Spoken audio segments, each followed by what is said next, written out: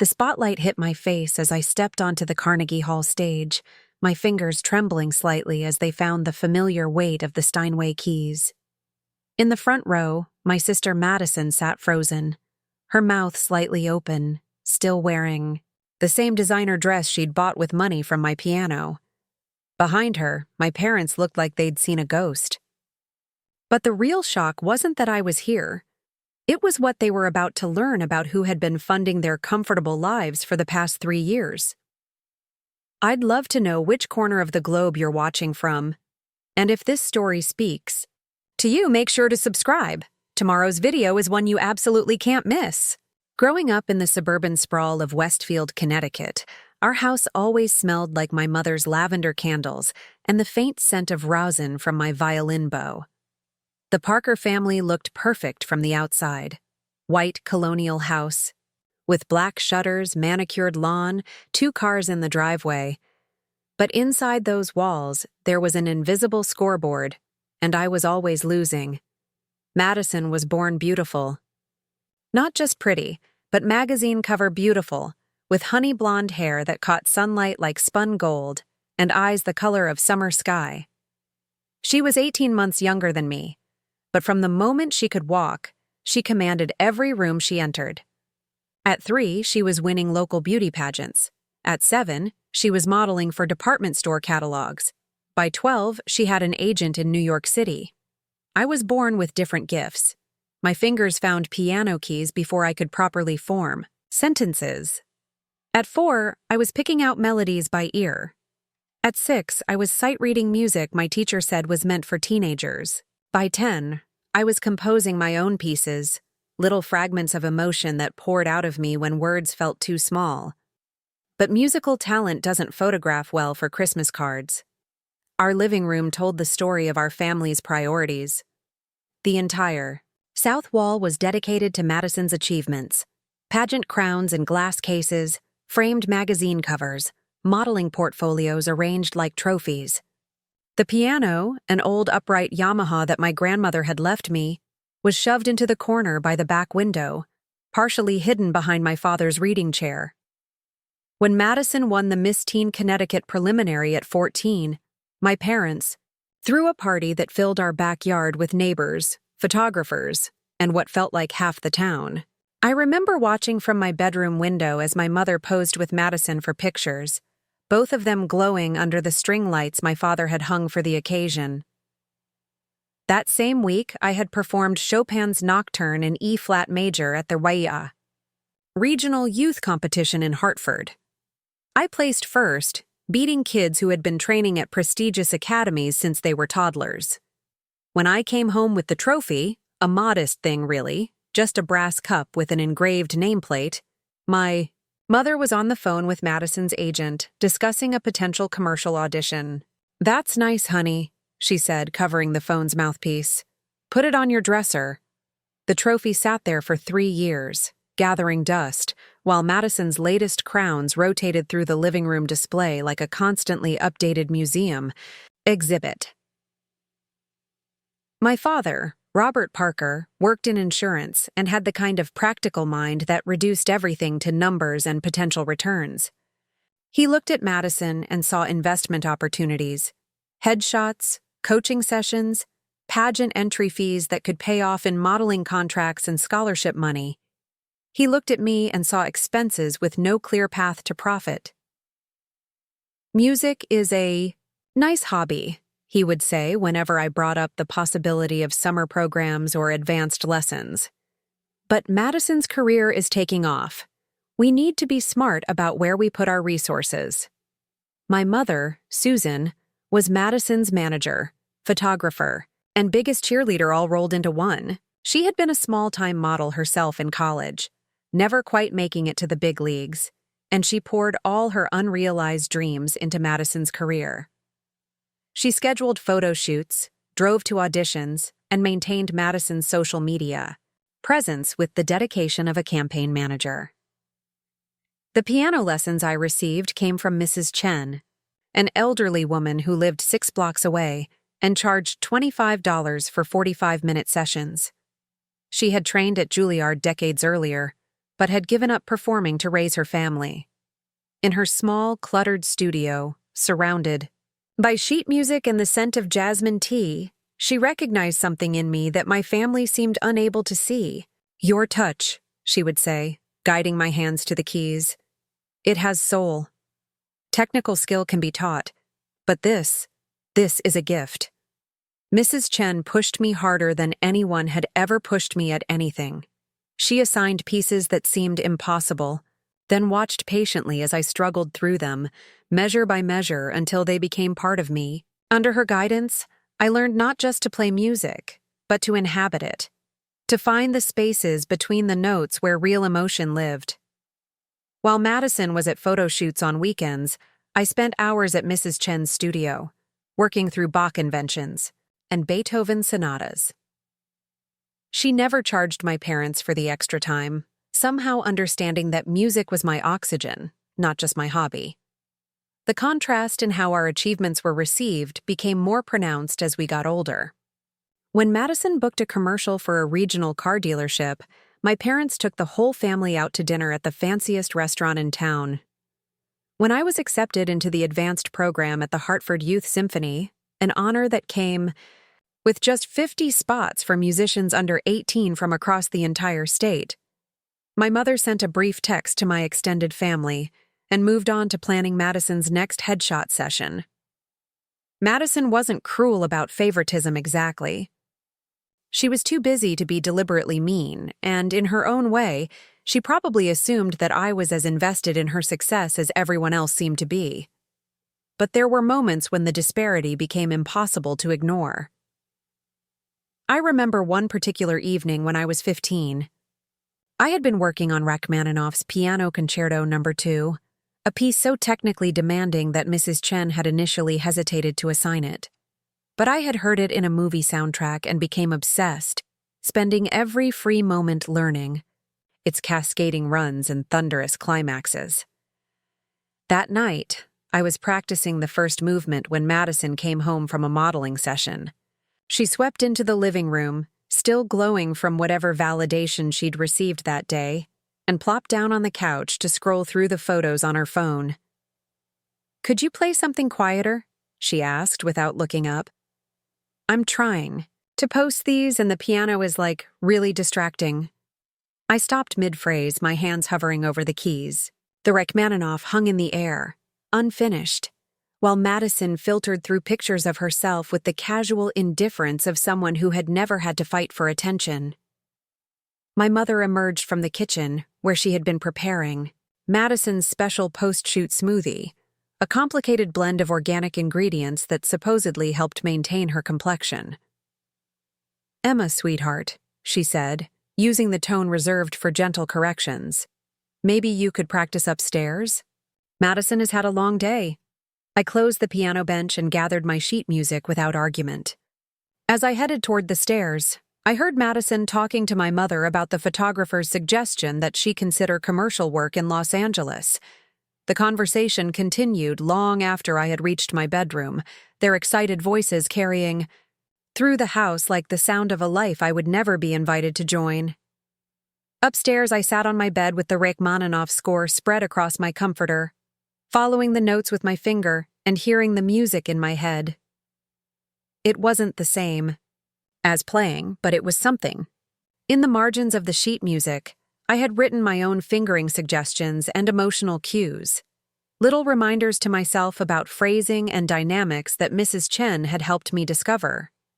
The score was filled with these personal annotations, a private language that made the music mine. But even as I studied those familiar markings, I could hear Madison's laughter floating up from downstairs, mixing with my parents' voices as they planned her next career move. That night, as I lay in bed listening to the house settle into quiet, I made a decision that would change everything.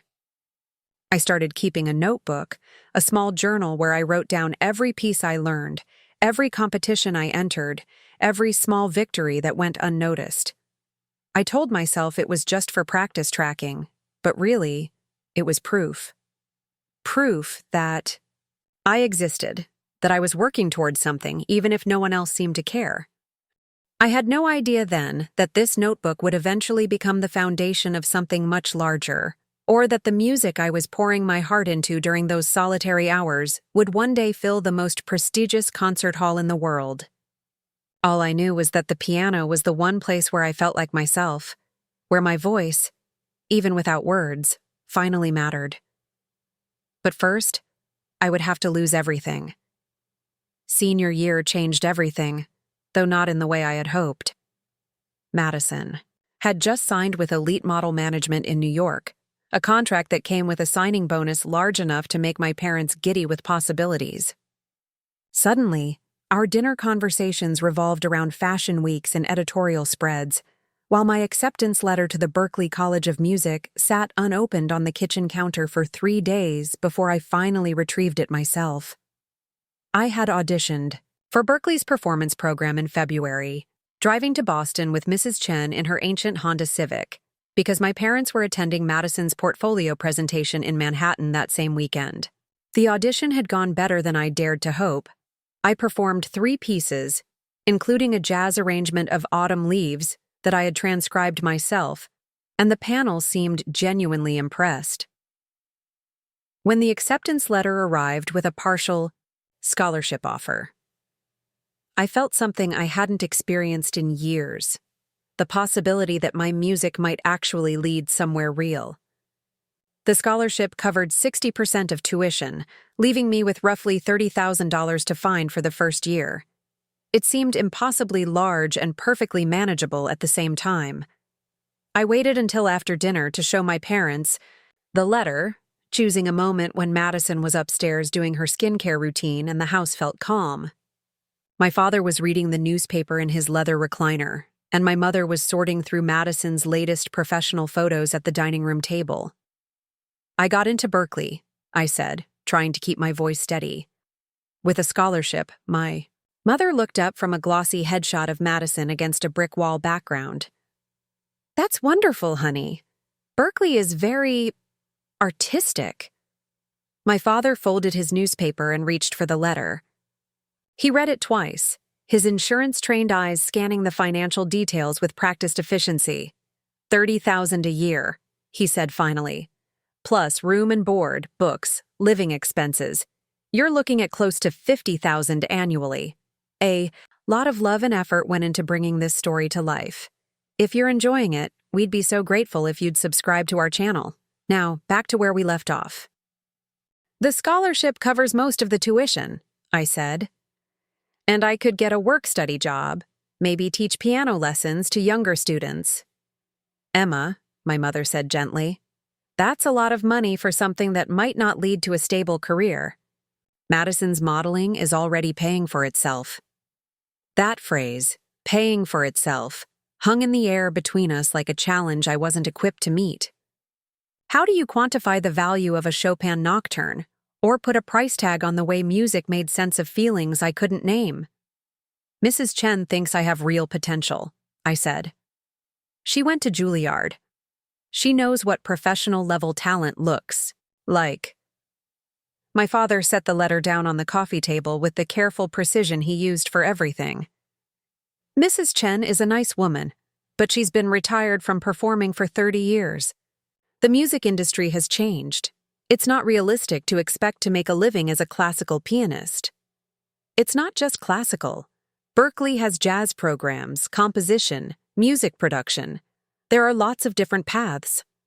Madison's agent thinks she could book a major campaign within the next year," my mother said, as if this was somehow relevant to my college plans.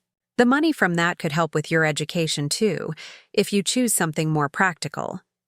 The suggestion that I should depend on my sister's success to fund my own dreams felt like a small betrayal, though I couldn't articulate why. I took the letter back and folded it carefully, the paper now bearing creases from my father's handling. "I'll figure out the money," I said. Over the next few weeks, I threw myself into that goal with the same intensity I had always applied to difficult pieces. I researched every scholarship, grant, and financial aid option available to music students.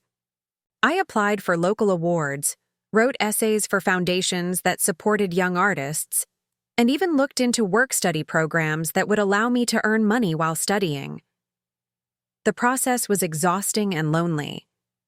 While Madison attended casting calls and photo shoots with my mother as her dedicated chauffeur and manager, I spent hours at the public library, filling out applications and crafting personal statements that tried to capture why music mattered, enough to bet my future on. Mrs. Chen helped however she could, writing recommendation letters that painted me as the most promising student she had taught in decades. She even arranged for me to perform at a local fundraiser for arts education, hoping that some wealthy patron might notice my talent and offer support. The fundraiser was held at the country club where my father played golf on weekends. I performed 3 pieces, a Bach prelude, a Debussy arabesque, and my own arrangement of The Way You Look Tonight, for an audience of well-dressed adults who applauded politely while balancing wine glasses and hors d'oeuvres. After my performance, a woman in pearls approached the piano bench. "You play beautifully, dear. Have you considered music therapy? My daughter got a degree in that and she has a very stable job now." Even when people meant well, their suggestions carried the implicit message that music itself wasn't enough, that it needed to be paired with something more practical to justify its existence. By April, I had managed to piece together enough additional funding to make Berkeley financially feasible. Barely. Between small scholarships, a work-study position, and a modest loan, I could make it work if I was careful about every expense. I felt cautiously optimistic until the day I came home from school to find my parents and Madison having what looked like a serious conversation at the kitchen table. Madison's laptop was open to what appeared to be a car dealer's website, and my mother was taking notes on a yellow legal pad. "Emma, perfect timing," my mother said when she saw me in the doorway. "We need to talk about priorities as a family." I set my backpack down slowly, already sensing that whatever was coming wouldn't be good for me.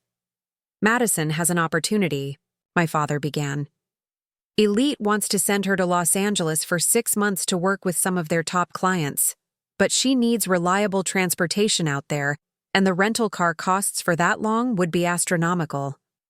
So we're thinking about getting her a car," my mother continued. "Something nice enough to make the right impression, but practical enough for daily use." Madison turned the laptop toward me. On the screen was a silver BMW 3 Series with black leather interior and what looked like every possible upgrade. "Isn't it gorgeous?" Madison said. "And Dad found a great financing deal. The payments would be totally manageable." I stared at the screen, trying to process what they were telling me. "That's expensive." "About $35,000, my father said. "But it's an investment in Madison's career. The opportunities in Los Angeles could pay for the car 10 times over." The number hit me like a physical blow. $35,000. Almost exactly what I needed for my first year at Berkeley.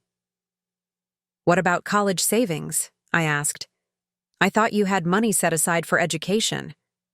My parents exchanged a look that I had seen before, the same glance they shared when I asked for expensive sheet music or questioned why Madison got designer clothes while I shopped at Target. "We do have some education savings," my mother said carefully. "But Madison's career is time-sensitive. Modeling has a narrow window of opportunity. College will always be there." "Madison could go to college too," I said. "After the modeling thing." "This is different," my father said. "Madison has a concrete offer with guaranteed income potential. Your music school is more speculative." The word speculative felt like a judgment on everything I had worked toward.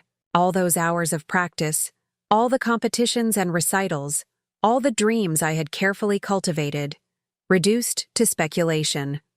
"I got the scholarship," I said. "I found additional funding. I can make it work." "Barely," my father said. "And that's assuming everything goes perfectly. What if you get injured and can't play? What if you change your mind about music? Madison's opportunity is real money right now." Over the next week, the car conversation became a constant presence in our house. Madison pulled up pictures of Los Angeles apartments and talked about the celebrities she might work with. My mother researched car insurance rates and maintenance costs. My father negotiated with dealers and arranged financing.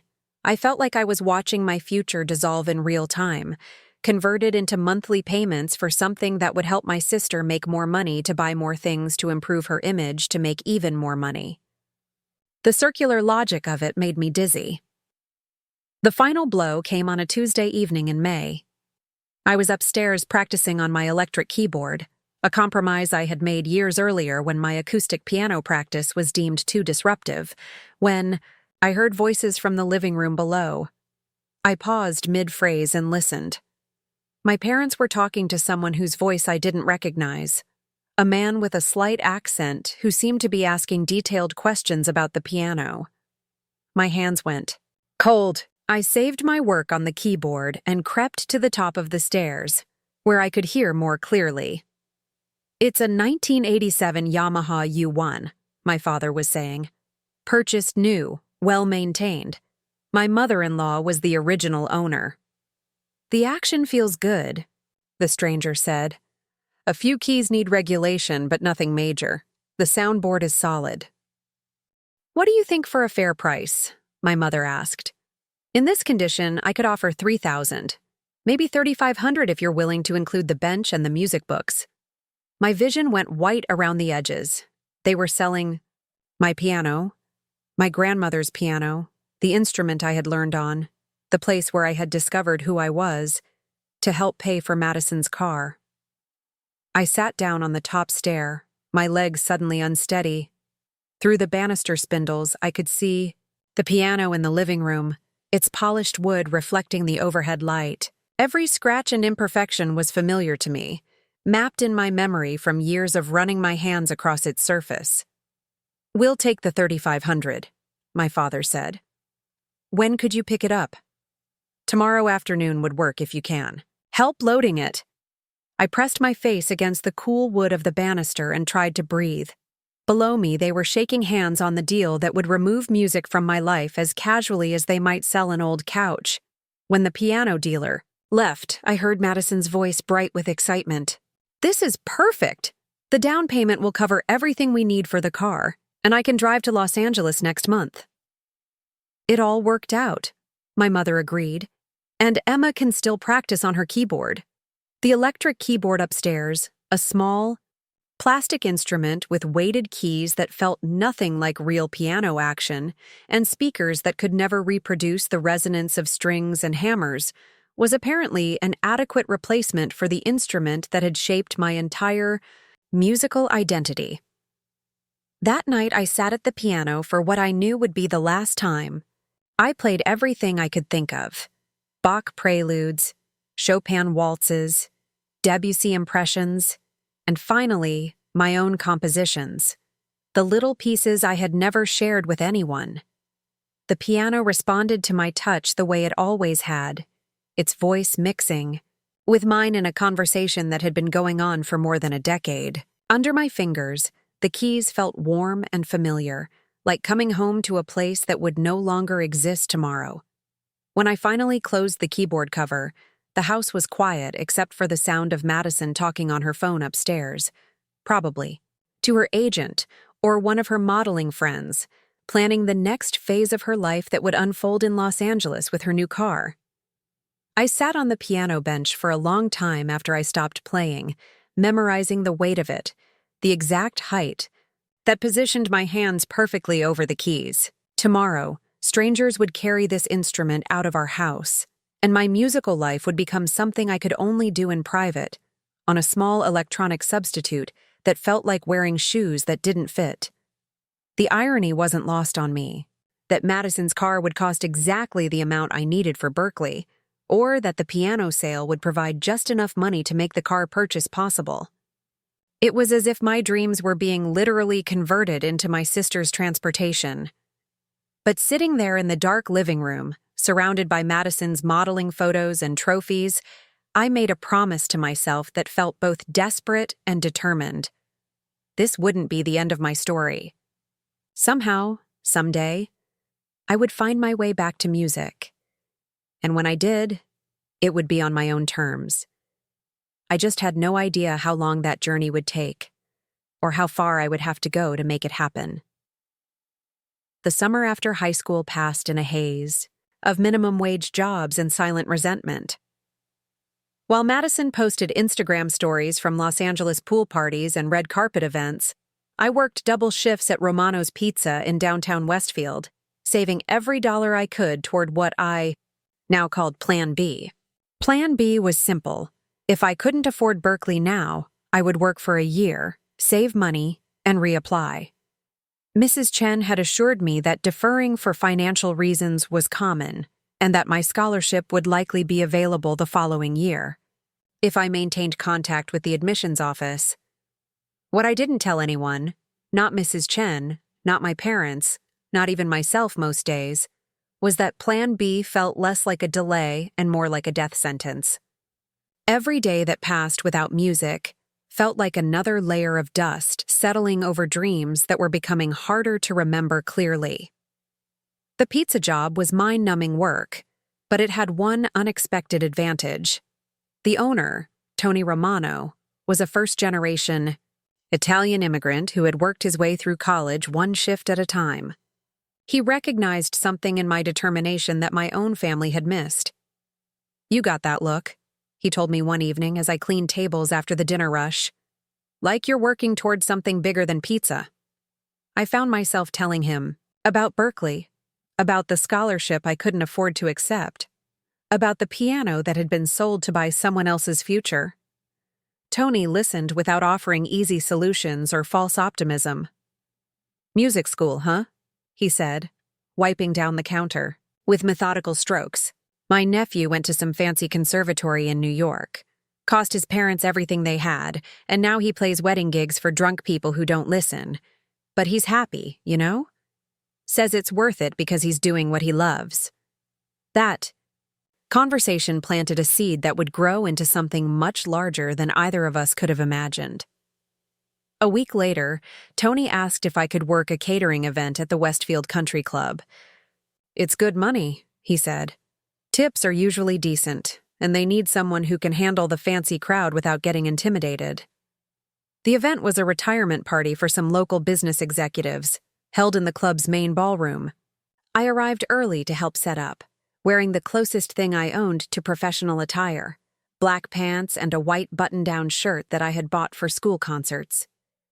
As I arranged appetizer plates and adjusted table settings, I noticed a beautiful grand piano in the corner of the room, draped with white fabric and clearly being used as a decorative accent rather than an instrument. The sight of it sitting silent, ignored by the crowd of business people who were already gathering for cocktails, felt like a small tragedy. During my break, I couldn't resist lifting the fabric to peek at the keyboard. It was a Steinway model, M, probably worth more than my parents' house, with keys that gleamed like ivory under the ballroom lights. Beautiful instrument, isn't it? I turned to find an older woman watching me with amused interest. She was elegantly dressed in a navy suit with pearls, the kind of person who belonged in this setting. "I'm sorry," I said, quickly dropping the fabric back over the keys. "I was just looking." "No need to apologize. I'm Margaret Whitfield. My late husband donated that piano to the club. Do you play?" Something in her tone made me answer honestly. "I used to. Not anymore." "That's a shame. This poor piano rarely gets used for its intended purpose. Most of the members prefer the jazz trio they hire for events." We chatted for a few more minutes before I had to return to work, but Margaret's casual mention that the piano rarely gets used stuck with me throughout the evening. As I served hors d'oeuvres and cleared glasses, I found myself glancing toward the covered instrument, imagining what it would feel like to play something real again. Near the end of the event, as the crowd thinned and I was collecting empty plates, from abandoned tables I heard someone mention that the guest of honor had specifically requested piano music for his farewell toast, but the hired musician had canceled at the last minute. "It's too bad," someone said. "Harold specifically asked for 'The Way You Look Tonight.' It was his and his wife's song." Without really thinking about what I was doing, I approached the group and quietly introduced myself to Harold's daughter, who seemed to be organizing the final details of the evening. "I couldn't help but overhear," I said. "I know that song. I could play it if you'd like." She looked skeptical. I was, after all, the catering staff. But Harold himself overheard and turned toward me with interest. "You play piano?" he asked. "I do. Or I did. I mean, I still can." Harold walked over to the Steinway and lifted the fabric covering. "Show me." My hands were shaking as I sat down at the bench and adjusted its height. The keys felt perfect under my fingers, responsive and warm, with the kind of action that made complex passages feel effortless. I started with a simple introduction, letting my muscle memory guide me back into the song I had arranged years earlier for Mrs. Chen's recital. The conversation in the room gradually quieted as the music filled the space. "The Way You Look Tonight" flowed into a brief improvisation, then settled back into the familiar melody. When I finished, the silence stretched for a moment before Harold began to clap, followed by the rest of the room. "That was beautiful," Harold said, his voice slightly rough with emotion. "Thank you." But it was Margaret Whitfield who approached me afterward with a proposal that would change everything. "I have a proposition for you," she said as I was packing up the leftover food in the kitchen. "I host a monthly salon at my home, small gatherings of friends who appreciate good music and conversation. I've been looking for a pianist who could provide background music for these events. It's not a full-time job, but it pays well, and it might be exactly what you need." The salon job turned out to be better than I had dared to hope. Margaret's monthly gatherings attracted a cultured crowd: professors from nearby colleges, retired musicians, local business leaders who appreciated the arts. The work was elegant and undemanding. I played for 2 hours while guests mingled and discussed books, art, and politics. More importantly, Margaret had an extensive music library and encouraged me to explore pieces I had never encountered. She also had connections throughout the region's cultural scene, and within a few months, she was recommending me for other private events, dinner parties, small weddings, corporate functions. By October, I was earning more from piano gigs than I made at the pizza job. The money was good, but the real reward was being immersed in music again, feeling my skills sharpen and expand as I played for audiences who actually listened. Margaret became an unexpected mentor, sharing stories about the musicians she had known over the years and offering guidance about developing a freelance music career. She had studied piano herself as a young woman, before marriage and family redirected her life, and she understood both the practical and emotional challenges of pursuing music professionally. "The secret," she told me one evening after a particularly successful salon, "is to build multiple income streams: wedding gigs, corporate events, private lessons, maybe some recording work. Don't put all your hopes on one path." Following her advice, I started teaching piano lessons in my spare time. My first student was Margaret's 8-year-old granddaughter. But word spread quickly through the network of families I met at events. Within 2 months, I had 12 regular students and a waiting list. The teaching surprised me with how much I enjoyed it. Working with young students reminded me why I had fallen in love with music in the first place, and helping them discover their own musical voices felt like a form of healing from my own disappointments. By Christmas, I had saved enough money to start seriously planning for the following year's college applications. But something had shifted in my thinking. The rigid path of traditional music school was beginning to feel less appealing than the flexible, diverse career I was building, organically. I was learning about the business side of music, how to negotiate fees, manage multiple clients, market myself professionally. These were skills that no conservatory curriculum could have taught me, and they were giving me a confidence that I had never felt when my musical life depended entirely on my family's support. The real breakthrough came in January, when Margaret introduced me to Dr. Patricia Chen, no relation to my former teacher, a professor of music business at the University of Connecticut. Dr. Chen had heard me play at one of Margaret's salons and was intrigued by my unconventional path into professional music. "You're doing something interesting," she told me over coffee at a cafe near the Yukon campus.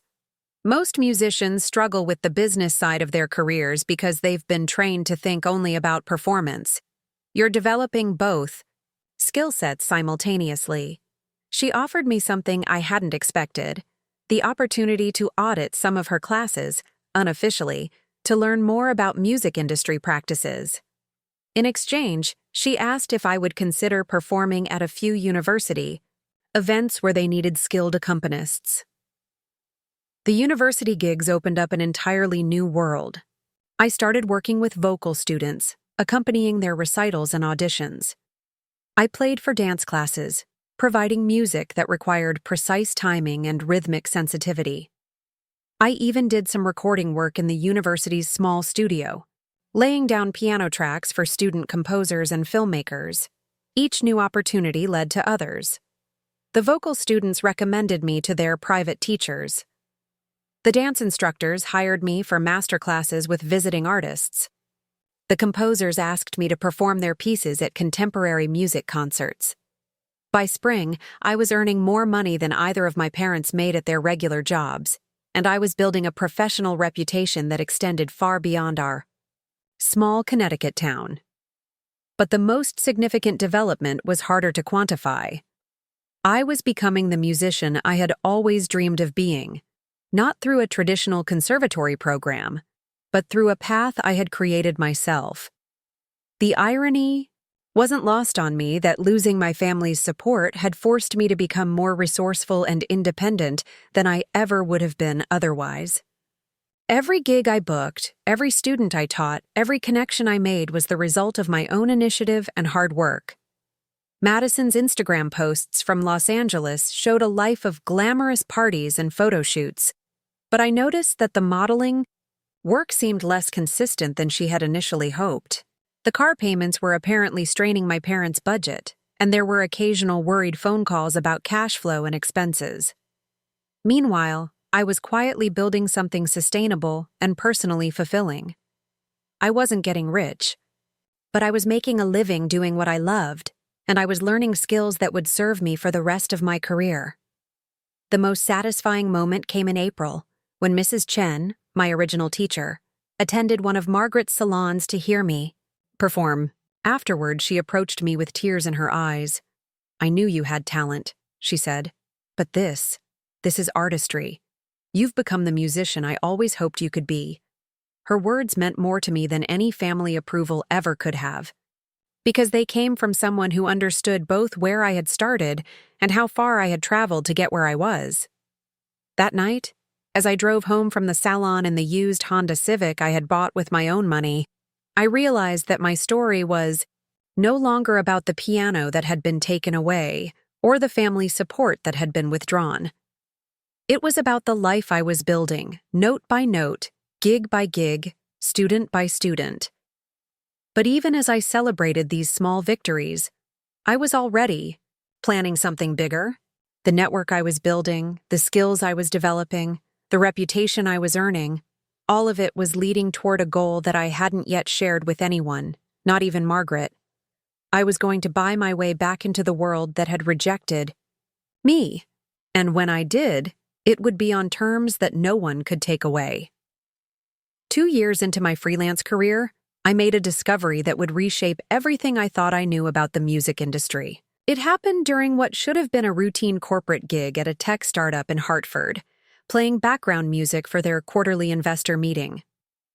The startup, called SoundBridge Technologies, was developing software that could analyze and replicate the emotional patterns in musical performances. Their CEO, David Kim, approached me during a break between presentations. "I've been listening to your playing," he said. "There's something in your phrasing that our algorithms are having trouble capturing. Would you be interested in some consulting work?" The consulting project started small. A few sessions where I played the same pieces multiple times while their software analyzed my interpretations. But as I learned more about what they were trying to accomplish, I realized that SoundBridge was sitting on technology that could revolutionize music education and performance. The problem, David explained during one of our sessions, is that we can capture the technical aspects of musical performance, timing, dynamics, note accuracy, but we're missing the emotional intelligence that makes the difference between playing notes and making music. I found myself becoming deeply involved in the development process, not just as a test subject, but as a creative consultant.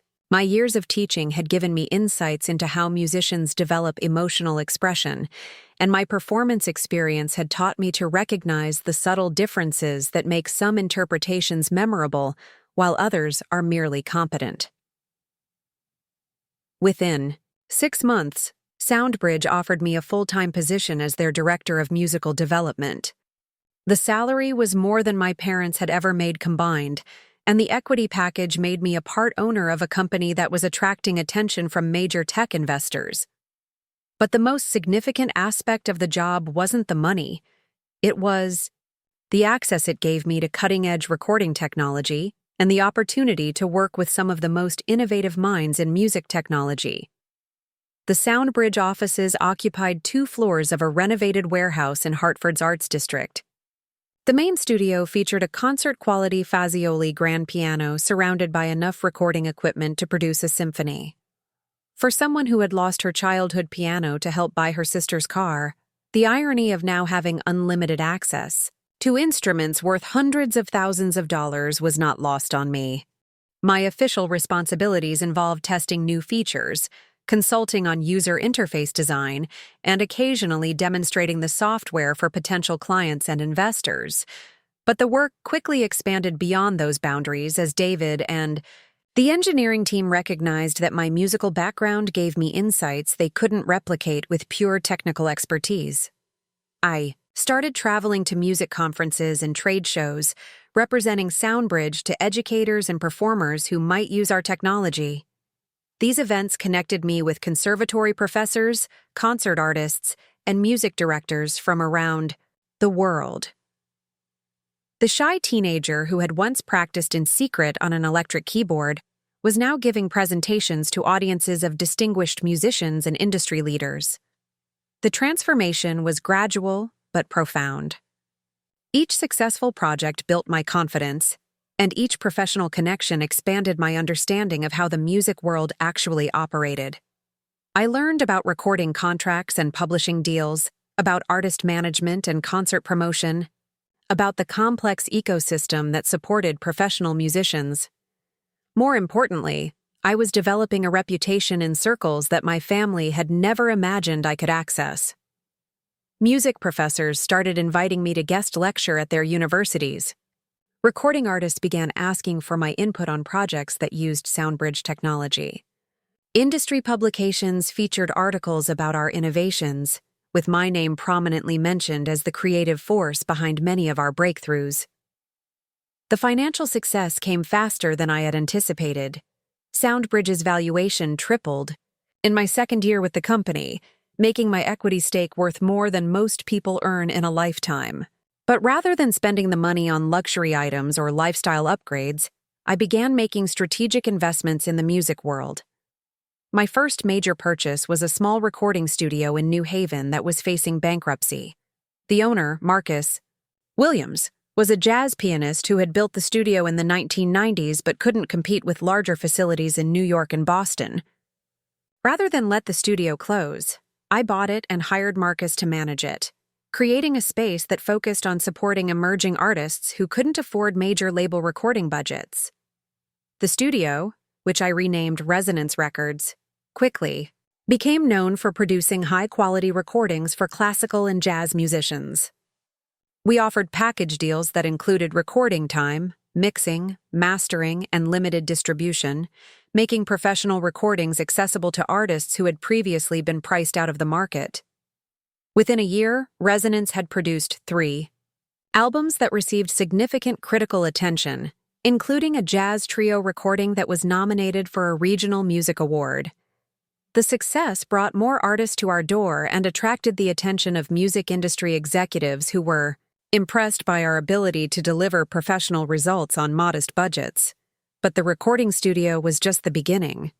My real goal was much more ambitious: and it required the kind of long-term planning that I had learned from watching my parents manage Madison's career. Except this time, I was planning for myself.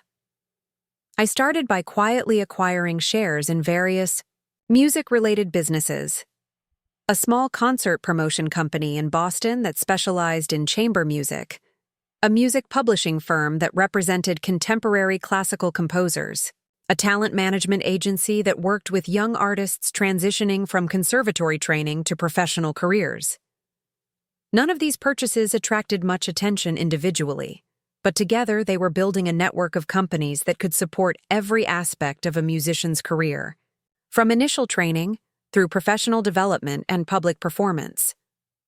The strategy was inspired by something Margaret Whitfield had told me during one of our conversations about the music industry. The people who make real money in music aren't usually the performers. They're the ones who own the infrastructure that performers depend on. My position at SoundBridge gave me access to information about industry trends and emerging opportunities that most individual musicians never see. I learned which conservatories were struggling financially, which concert venues were changing ownership, which music festivals were looking for sponsors or partners. Every piece of information became part of a larger puzzle that I was assembling, in private. While Madison posted Instagram stories about auditions and casting calls, I was building a business empire that could eventually make me one of the most powerful people in the regional music scene. The most significant acquisition came in my third year at SoundBridge. The Meridian Arts Center, a mid-sized performance venue in Hartford that hosted everything from chamber music recitals to jazz concerts, was facing foreclosure due to mounting debt and declining ticket sales. The Meridian had a storied history. It had been built in the 1920s as a vaudeville theater, then converted to a concert hall in the 1960s. Many famous musicians had performed there, and it was considered one of the finest acoustic spaces in New England. But poor management and changing audience preferences had left it financially vulnerable. Studied Meridian's books for weeks before making an offer. The venue had excellent bones, beautiful architecture, superior acoustics, a prime location in downtown Hartford, but it needed significant investment in technology, marketing, and programming to become profitable again. My bid was structured as a rescue package rather than a simple purchase. I would assume the venue's debt, invest in necessary improvements, and implement a new business model that focused on recording concerts for digital distribution as well as live performance. The plan was ambitious, but realistic. Using SoundBridge technology, we could offer artists the opportunity to record their concerts professionally while performing for live audiences, creating multiple revenue streams from each event. We could also live stream concerts to reach audiences beyond Hartford, opening up new markets for both the venue and the performers. The Meridian acquisition made local news, though not in ways that my family would have noticed. The business pages of the Hartford Courant ran a small item about a tech executive purchasing the troubled venue, but they didn't mention my name or my age. As far as my parents knew, I was still working part-time gigs while living in a small apartment near the university. In reality, I was now 23 years old and controlled a business network worth several $1 million. But the most satisfying part wasn't the money. It was the knowledge that I was building something that could fundamentally change how musicians developed and sustained their careers. The renovated Meridian reopened 6 months later with a concert that I had carefully planned, to showcase both the venue's capabilities and my own musical development. I performed a solo piano recital featuring pieces that traced my journey from classical training through jazz exploration to contemporary composition. The program included the Rachmaninoff concerto movement that I had been practicing the night. My family decided to sell my piano, played now on a Steinway Model D that I owned outright. It also featured several of my own compositions, pieces that reflected everything I had learned about music technology, business, and the complex relationship between artistry and commerce. The audience that night included many of the people who had supported my career development: Margaret Whitfield, Dr. Patricia Chen, Marcus Williams from the recording studio, and dozens of musicians who had worked with me on various projects. But it also included music critics from major newspapers, conservatory professors, and industry executives who were curious about the young entrepreneur who was making waves in New England's music scene. The reviews were overwhelmingly positive. But more importantly, the concert established me as a serious musician in my own right, not just a businesswoman who happened to work in music technology. The Hartford Symphony's music director attended and later invited me to perform as a soloist, with the orchestra. A documentary filmmaker asked if she could follow my business ventures for a project about innovation in the arts. But perhaps the most meaningful response came from Mrs. Chen, my original piano teacher, who attended with tears in her eyes. After the concert, she approached me backstage with a newspaper clipping that she had saved for more than 5 years. "I kept this," she said, unfolding a yellowed piece of paper. It was my high school graduation photo from the local newspaper, the tiny headshot that had appeared alongside hundreds of other graduates. "I knew someday I would want to remember where you started." Standing in the Meridian's renovated backstage area, surrounded by flowers from well-wishers and holding a newspaper clipping of my teenage self, I realized that I had accomplished something my family had never thought possible. I had built a life where my music mattered, where my business skills were respected, and where my future was entirely under my own control. But even as I celebrated this milestone, I was already planning the next phase of my strategy. Everything I had built so far was preparation for a goal that I had never shared with anyone, a dream so ambitious that it would have seemed ridiculous to the girl whose piano had been sold to buy her sister's car. I was going to buy Carnegie Hall, not just perform there, but own it, control it, and use it to transform how the music world thought about young artists and financial barriers to classical music careers. It would take everything I had learned about business, technology, and music, and it would require a level of strategic thinking that would make my parents' management of Madison's career look simple by comparison. But first, I needed to let my family know who I had become, and I needed to do it in a way that they would never forget. The phone call that would change everything came on a Tuesday morning in November, while I was reviewing quarterly reports for my growing network of music businesses. David Kim's voice carried an excitement I had rarely heard from him. "Emma, you need to see this," he said. "Carnegie Hall is looking for a technology partner for their digital transformation initiative. They want to completely overhaul their recording capabilities, streaming infrastructure, and educational outreach programs." I set down my coffee and pulled up the request for proposals that David had forwarded. Carnegie Hall, the most prestigious concert venue in the world, was seeking a comprehensive technology upgrade that would position them for the next decade of digital music consumption. The scope was breathtaking. They wanted to install state-of-the-art recording equipment in every performance space, develop a subscription-based streaming platform for exclusive content, and create educational programs that could reach students globally through virtual reality and interactive technology. The budget was equally impressive, $50 million over 3 years, with the potential for ongoing revenue sharing from digital content sales and streaming subscriptions. "This is exactly what SoundBridge was built for," David continued. "Our emotional analysis algorithms, combined with your musical expertise and industry connections, make us the perfect partner for this project." But as I read through the detailed requirements, I began to see something that David had missed. This wasn't just a technology contract. It was an opportunity to gain unprecedented access to Carnegie Hall's operations, finances, and strategic planning. Over the next 2 weeks, I threw myself into preparing SoundBridge's proposal with an intensity that surprised even my most dedicated colleagues. But I wasn't just crafting a bid for a service contract. I was designing a pathway to something much more ambitious. Carnegie Hall's financial situation, I discovered through careful research, was more precarious than most people realized.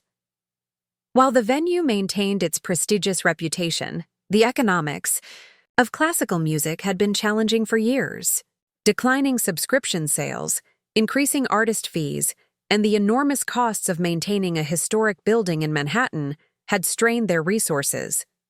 The digital transformation initiative wasn't just about staying current with technology, it was a desperate attempt to create new revenue streams that could ensure the hall's long-term survival. My proposal went far beyond what they had requested. Instead of simply providing technology services, I suggested a comprehensive partnership that would make SoundBridge a stakeholder in Carnegie Hall's future success. The centerpiece of my plan was something I called the Global Music Education Platform, a subscription service that would offer exclusive access to Carnegie Hall concerts, masterclasses with renowned artists, and interactive educational content powered by SoundBridge's emotional analysis technology. But the truly revolutionary aspect was my suggestion that we create a new category of digital residencies for young artists. Musicians from around the world could audition for virtual positions that would allow them to perform at Carnegie Hall through high-definition live streaming, with their performances enhanced by our technology to create an experience that rivaled live attendance. The proposal was bold enough to capture attention, but practical enough to address Carnegie Hall's real needs. More importantly, it positioned me not as a vendor, but as a visionary partner who understood both the artistic and business challenges facing classical music in the digital age. The presentation took place on a cold December morning in Carnegie Hall's executive offices. I had visited the building many times as an audience member, but walking through the administrative areas felt like entering the inner sanctum of the classical music world. The boardroom was elegant but understated, with windows overlooking 7th Avenue and walls lined with photographs of legendary performers who had graced Carnegie's stages. Around the conference table sat the hall's executive director, board members, and senior staff, the people who made decisions that shaped the classical music landscape for millions of listeners worldwide. I had prepared for this moment more thoroughly than for any performance of my life. My presentation materials included detailed financial projections, technical specifications, and artistic renderings of how the new technology would integrate with Carnegie Hall's historic architecture. But the most important element was a live demonstration of SoundBridge's capabilities. I had arranged for a pianist, a recent Juilliard graduate named Kevin Chen, to perform in one of Carnegie Hall's practice rooms while our technology analyzed and enhanced his performance in real time. The boardroom had been equipped with speakers that could reproduce the full frequency range of a concert grand piano. As Kevin began playing Chopin's Ballade No. 1, the room filled with sound that seemed to come from everywhere and nowhere, creating the illusion that he was performing directly in front of us. But the real magic happened when I activated our emotional analysis algorithms. The software identified the subtle variations in Kevin's touch that conveyed different emotional states: hesitation in a difficult passage, confidence in a familiar theme, the building excitement of the dramatic climax. Using this analysis, our enhancement technology could amplify these emotional cues for listeners, making the performer's intentions clearer and more impactful. For educational purposes, students could see visual representations of how professional musicians use technique to convey emotion. For concert audiences, the technology could create a more intimate connection with the music, even in a large hall. The demonstration lasted 20 minutes, during which the boardroom remained completely silent except for Kevin's playing. When the music ended, the silence stretched for several long seconds before Carnegie Hall's executive director, Sarah Morrison, began to speak. "This is remarkable," she said. "I've been in this business for 30 years, and I've never seen technology that enhances rather than distracts from the musical experience." The questions that followed were detailed and probing, covering everything, from technical specifications to artistic philosophy. Board members wanted to understand how the technology would affect the hall's acoustic properties, whether it would require changes to the historic performance spaces, and how it would impact the experience for both performers and audiences. I had anticipated most of their concerns, and had developed comprehensive answers that addressed both practical and philosophical objections. The key was demonstrating that our technology could preserve and enhance Carnegie Hall's tradition rather than undermining it. But the most significant moment came when board member Thomas Aldrich, a prominent financier who had been instrumental in several major cultural institutions, asked about the long-term business model. "This is clearly an expensive undertaking," he said. "What assurances do we have that SoundBridge will remain committed to this partnership if your company's priorities change?" It was the opening I had been waiting for. "That's an excellent question," I replied, "which is why I'd like to propose something beyond a traditional service contract." I activated the final slide in my presentation, one that I had prepared in complete secrecy, without even David Kim's knowledge. I propose that SoundBridge and I personally make a substantial equity investment in Carnegie Hall's future. Instead of simply being a technology vendor, we would become financial partners with a long-term stake in the hall's success. The room went completely quiet. Board members exchanged glances, and I could see Sarah Morrison's eyebrows rise slightly. "What exactly are you suggesting?" Thomas Aldrich asked. "I'm suggesting a $50 million investment that would fund not only the technology upgrade, but also an endowment for educational programming and artist development. In exchange, SoundBridge would become a minority partner in Carnegie Hall's operations, with guaranteed input on digital strategy and technology decisions." The proposal was audacious, but it was also exactly what Carnegie Hall needed. $50 million would solve their immediate financial challenges while providing resources for long-term growth and innovation. More importantly, it would position me as a true power player in the classical music world, with influence over one of the most important cultural institutions in America. The meeting ended with no immediate decision, but I could see that the board was intrigued. Over the following weeks, I received calls from individual board members asking for additional information, clarification on specific points, and references from other organizations that had worked with SoundBridge. Each conversation was an opportunity to reinforce my vision and demonstrate the depth of my preparation. I had answers for questions they hadn't even thought to ask, solutions for problems they were just beginning to recognize. The breakthrough came in early February, when Sarah Morrison called to schedule a private meeting. We met at a small cafe near Lincoln Center, away from the formal atmosphere of Carnegie Hall's offices. "I'll be direct," she said after we had ordered coffee. "Your proposal is exactly what we need, but it's also the kind of partnership that could fundamentally change how Carnegie Hall operates. The board wants to understand who you really are." I had prepared for this moment as well. Over the past several years, I had deliberately kept a low profile, allowing my businesses to succeed without attracting personal publicity. But now it was time to reveal the full scope of what I had built. I opened a portfolio that contained documentation of every company I owned, every successful project I had completed, and every strategic decision that had led to my current position.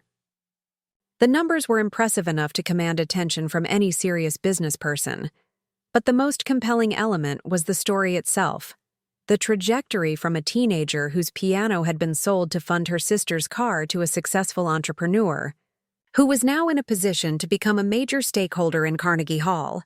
"I understand the music world from multiple perspectives," I told Sarah. "I know what it's like to be a young musician without resources or connections.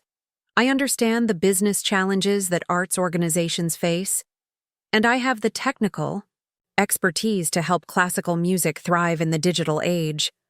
Sarah listened without interruption as I outlined my vision for Carnegie Hall's future.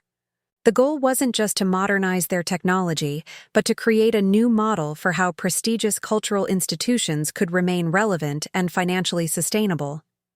The digital residency program would provide opportunities for talented musicians who couldn't afford traditional career development paths.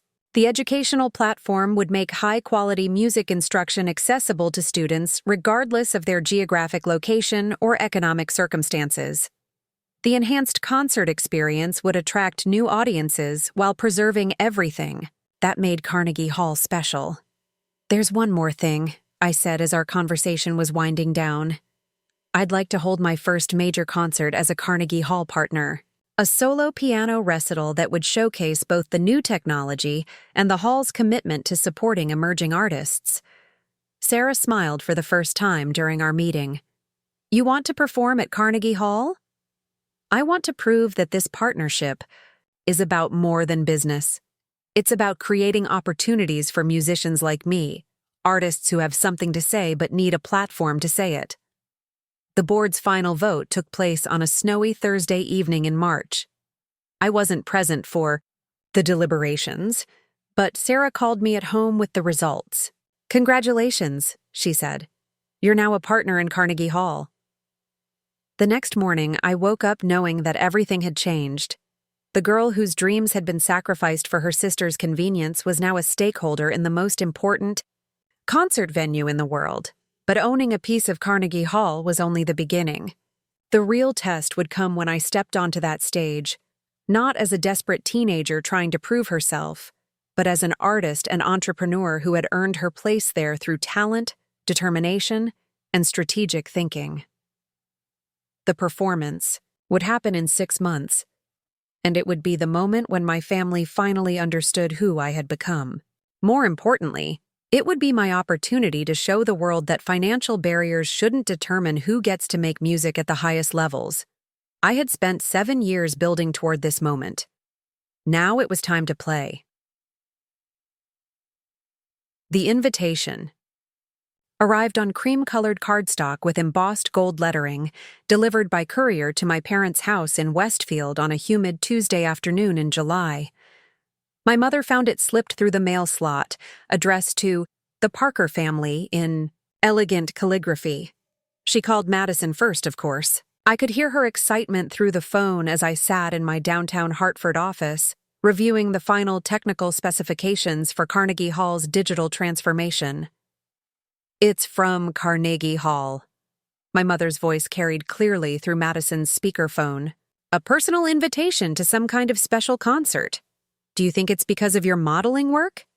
Maybe they want you for a cultural campaign?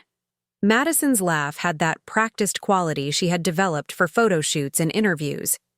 Mom, I don't think Carnegie Hall typically books models. It's probably some kind of fundraising thing they send to everyone in Connecticut. But it wasn't a fundraising letter, and it hadn't been sent to everyone in Connecticut. I had personally overseen the design and delivery of exactly 3 invitations, each one crafted to accomplish a very specific purpose. The formal announcement of my Carnegie Hall partnership wouldn't be released to the press for another week, but I wanted my family to learn about the concert in a way that would give them time to process what it meant. More importantly, I wanted them to have to make a choice about whether to attend. The invitation read, Carnegie Hall cordially invites you to attend Digital Renaissance, a solo piano concert, featuring Emma Parker. Saturday, October 15th, 8:00 p.m., Stern Auditorium, Perelman Stage. This inaugural concert celebrates Carnegie Hall's new partnership with SoundBridge Technologies and showcases innovative approaches to classical music performance and education. Black tie requested reception to follow. At the bottom, in smaller text, was the line that I knew would capture their attention. Ms. Parker serves as Director of Musical Development for SoundBridge Technologies and is a founding partner in Carnegie Hall's Digital Transformation Initiative. I had debated whether to include that information, ultimately deciding that my family deserved to understand the scope of what I had accomplished before they walked into the concert hall. The shock of seeing me on stage would be significant enough, without the additional surprise of learning about my business success at the same time. The phone call came 3 hours after the invitation was delivered. My assistant, Jennifer, knocked on my office door with an expression that suggested she had been fielding unusual inquiries. Your mother is online too, she said. She seems confused about something. I had been expecting this call for 7 years. Hello, Mom. Emma? My mother's voice carried a bewilderment that I had never heard before. I don't understand. We got this invitation to Carnegie Hall and it has your name on it. But there must Be some mistake. There's no mistake. But it says you're performing at Carnegie Hall. And something about a partnership? I leaned back in my office chair and looked out at the Hartford skyline, choosing my words carefully. I'm performing a solo concert there in October. It's part of the announcement of Carnegie Hall's new technology initiative. The silence stretched long enough that I wondered if the call had been disconnected. I don't understand, she said finally. How is this possible? You work at a pizza place. I haven't worked at Romano's for 5 years, Mom. I'm the director of musical development for a technology company called SoundBridge. We develop software for musical analysis and enhancement. Another silence, followed by the sound of papers. Rustling. I could picture her reading the invitation again, trying to reconcile the formal language with her understanding of my life. But you never went to music school. You couldn't afford it. The irony of that statement was so profound that I almost laughed. I found a different path. Emma, I'm going to put you on speaker. Your father is here, and Madison is visiting. I heard the click as the phone switched modes, followed by my father clearing his throat in the way he did when preparing to address a serious topic. Emma, what's this about? His voice carried the skeptical tone he used when reviewing insurance. Claims that seemed too good to be true. How did you get involved with Carnegie Hall? The question was reasonable, but it revealed how completely my family had lost track of my life over the past several years. While they had been focused on Madison's modeling career, I had built an entirely different existence that they couldn't even begin to comprehend. It's a long story, I said. But the short version is that I've been working in music technology for the past several years. My company has developed software that enhances musical performances, and Carnegie Hall hired us to modernize their recording and streaming capabilities. But Madison's voice joined the conversation, sounding uncharacteristically uncertain. That's like a really big deal, right? Carnegie Hall is famous. It's considered the most prestigious concert venue in the world, I confirmed. My father's insurance training kicked in, and I could hear him processing the implications. This technology company you work for, how big is it? What's your position? There? SoundBridge is worth approximately $200 million. I'm a founding partner and the director of musical development. I also own several other music-related businesses. The silence that followed was so complete that I wondered if they had all left the room. Own businesses? My mother's voice was barely above a whisper. A recording studio in New Haven, a concert venue in Hartford, shares in several music education and promotion companies. And as of last month, I'm a minority partner in Carnegie Hall itself. I could hear my father's sharp intake of breath, followed by what sounded like him sitting down heavily in a chair. You own part of Carnegie Hall? Madison's voice had lost all its practiced confidence. A small percentage, but yes. The partnership was part of the technology contract.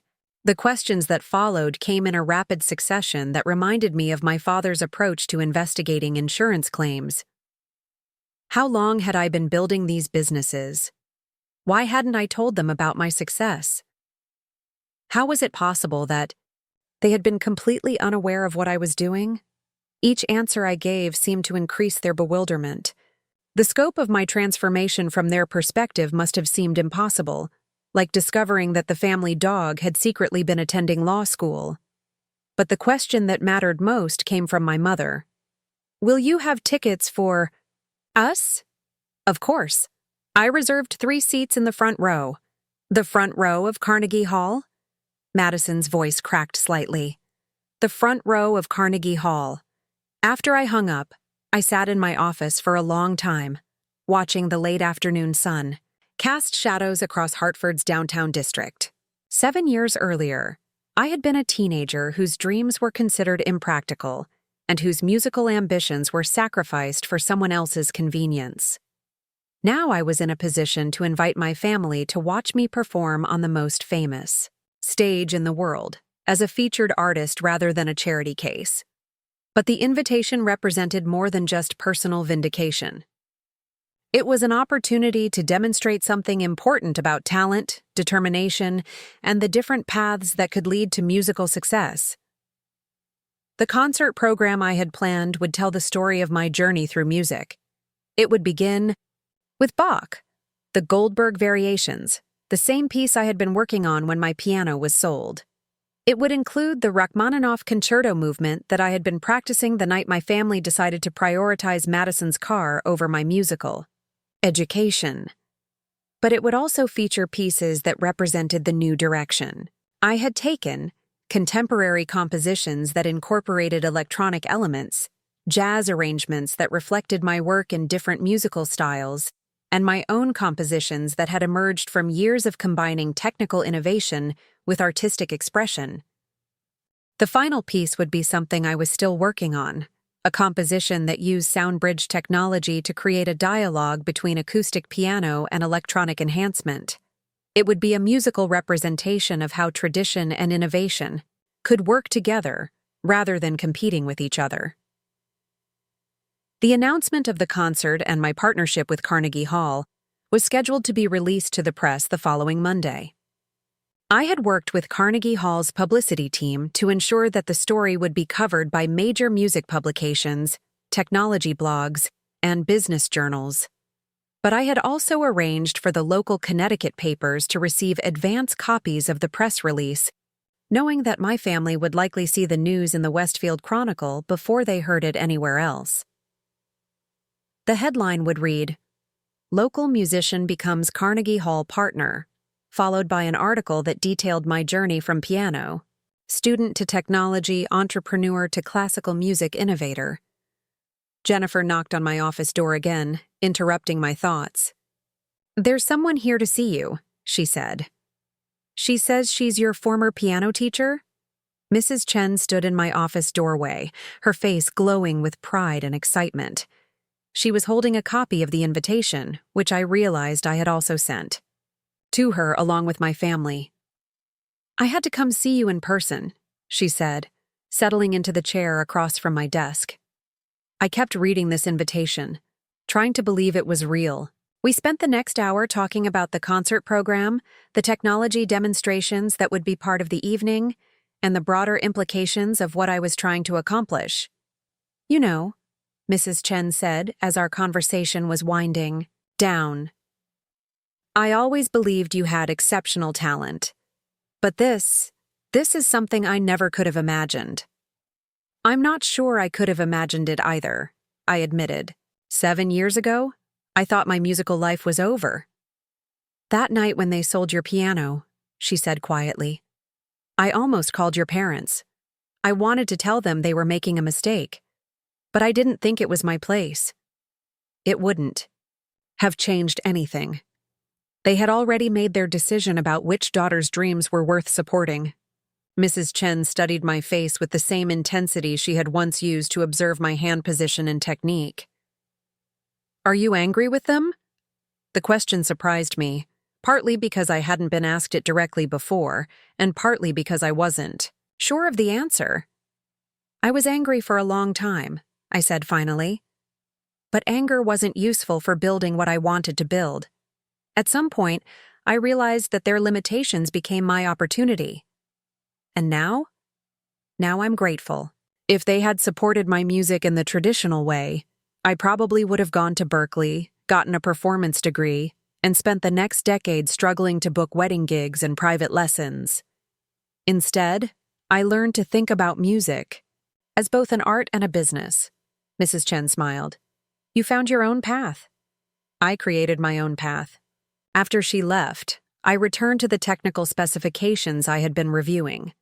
But my concentration had been broken by thoughts of the upcoming concert and the complicated emotions it would generate. The performance itself would be the culmination of everything I had worked toward, but it would also be the beginning of something new.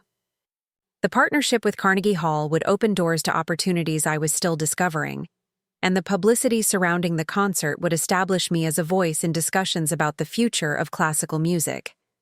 But beyond the professional implications, the concert represented a chance to prove something that went deeper than business success or artistic achievement.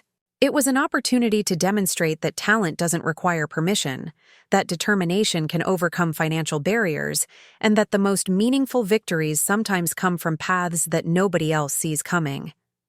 The girl whose piano had been sold to buy her sister's car was about to perform on the most famous stage in the world, not as a student or an emerging artist seeking approval, but as a partner and innovator who had earned her place there through vision, skill, and relentless hard work. In 3 months, my family would sit in the front row of Carnegie Hall and discover who I had become.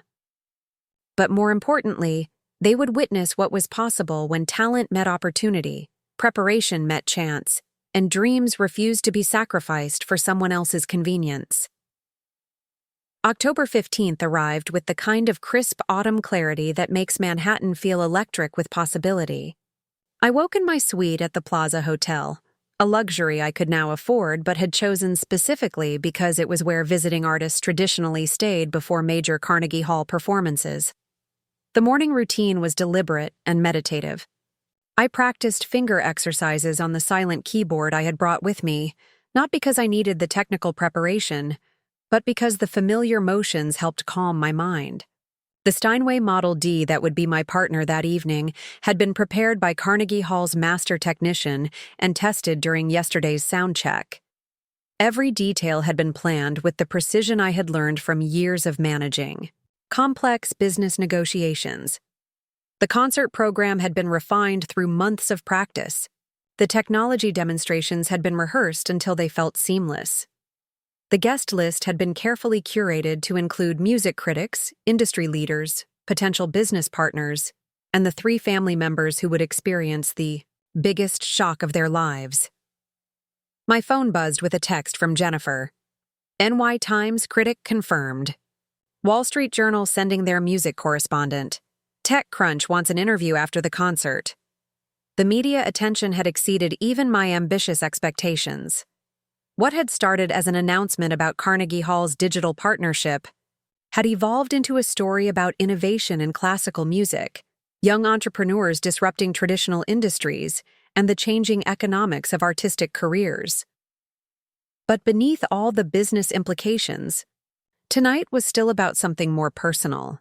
A 25-year-old woman proving to herself and her family that dreams don't die just because they're not immediately supported.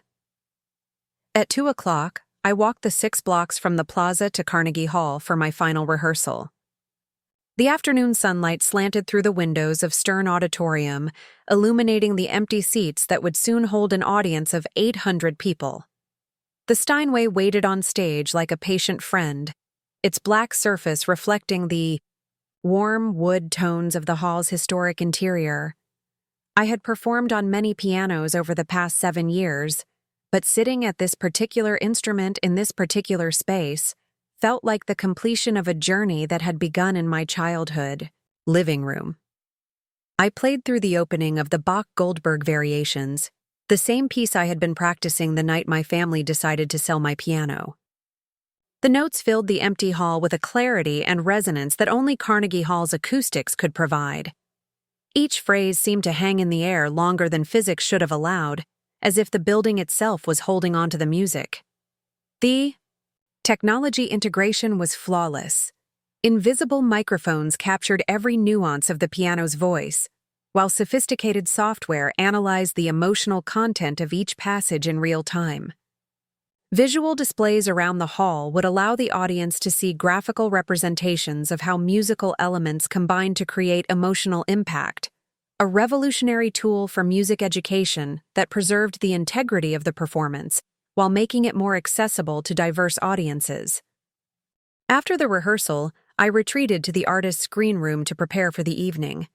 The space was elegant but functional, with mirrors, comfortable seating, and a small upright piano for warm-ups. The walls were covered with photographs of legendary performers who had used this same room: Horowitz, Rubinstein, Bernstein, Yo-Yo Ma.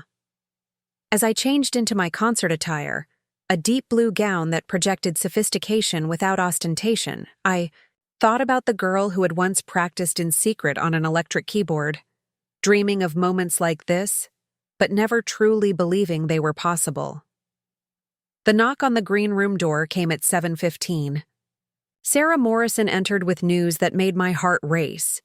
"Your family has arrived," she said. "They're in the lobby with the other VIP guests. Your mother asked if she could speak with you before the concert." I had been expecting this moment, but still felt unprepared for it. "Send her back." My mother appeared in the doorway 5 minutes later, looking elegant in a black cocktail dress, but visibly overwhelmed by the grandeur of Carnegie Hall. She stood hesitantly at the threshold, as if unsure whether she belonged in this space.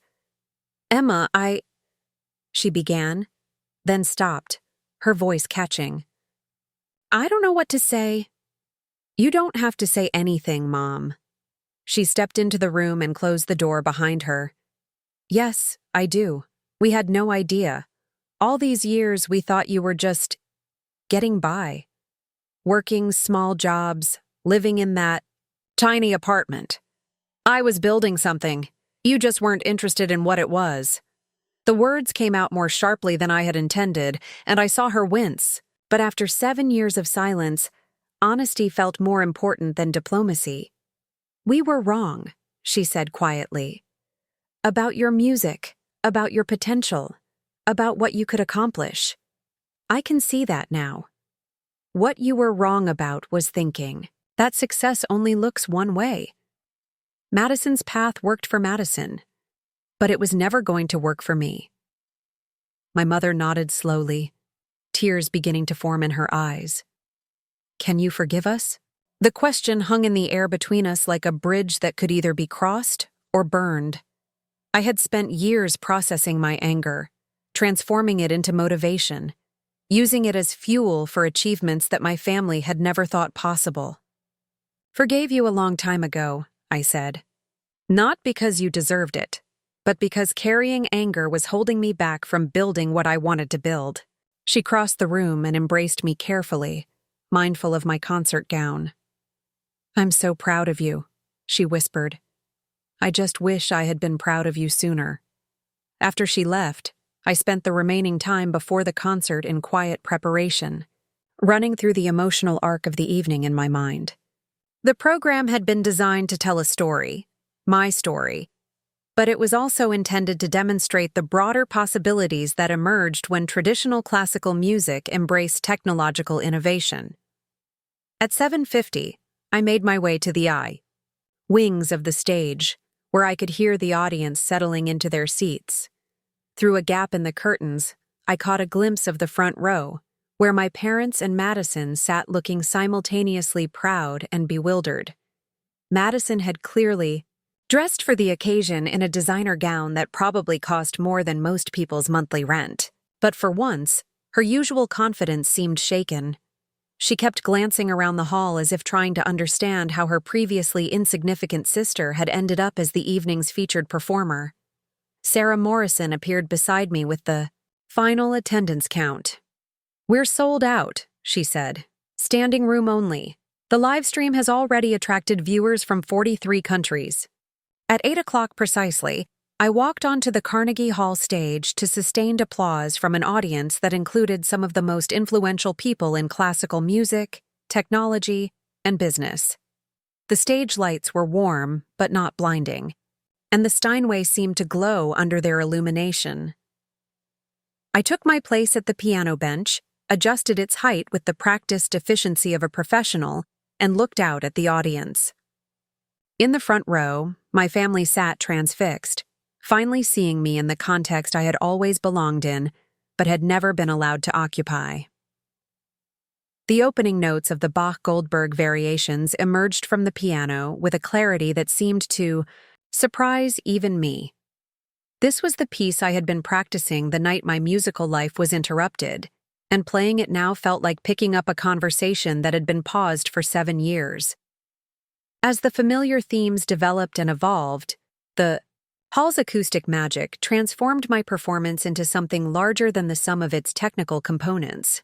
Each variation built upon the last, creating a musical architecture that demonstrated both the mathematical precision of Bach's composition and the emotional depth that emerged from skilled interpretation. The technology integration was seamless, but transformative. Visual displays around the hall showed real-time analysis of musical elements, harmonic progressions, rhythmic patterns, dynamic changes, that helped the audience understand how classical music created its emotional impact. But the displays never distracted from the performance itself. They enhanced it, making the music more accessible without diminishing its artistic integrity. The Rachmaninoff Piano Concerto No. 2 movement came next, performed with orchestral accompaniment provided through high-definition surround sound that made the absent musicians feel present in the hall. This was the piece that had been interrupted by family priorities, and playing it now with the full support of Carnegie Hall's resources felt like a vindication of every hour I had spent practicing in solitude. But the evening's most powerful moment came with the premiere of my own composition, Digital Renaissance, a piece that represented the synthesis of everything I had learned about music, technology, and the evolving relationship between tradition and innovation. The composition began with a simple piano melody that could have been written centuries ago, but gradually incorporated electronic elements that expanded rather than replaced the acoustic foundation.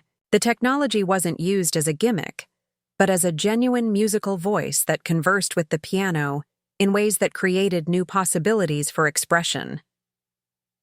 As the piece reached its climax, with acoustic and electronic elements interweaving in, complex harmonies that seemed to fill every corner of the hall, I glanced toward the front row. My mother was crying openly.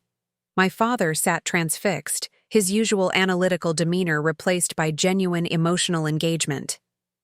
Madison looked stunned, as if she was seeing me clearly for the first time in her life. The final notes faded into a silence that seemed to last forever before the audience erupted in applause that went on for nearly 5 minutes.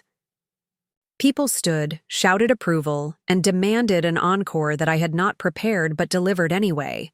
A simple, heartfelt arrangement of The Way You Look Tonight, the same song I had played at my first paid gig years earlier. When the applause finally subsided, Sarah Morrison joined me on stage for the closing remarks that would announce the full scope of Carnegie Hall's digital transformation initiative.